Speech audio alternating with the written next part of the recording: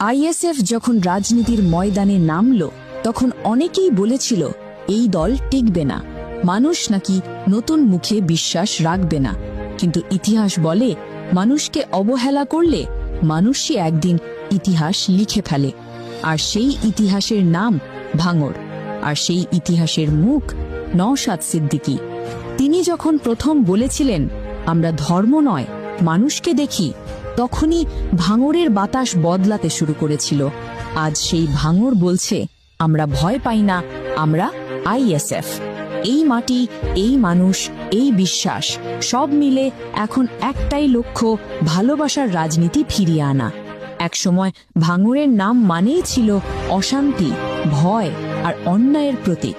কিন্তু সেই ভাঙড় আজ নতুন গল্প বলছে, আশা, ঐক্য আর আত্মসম্মানের গল্প।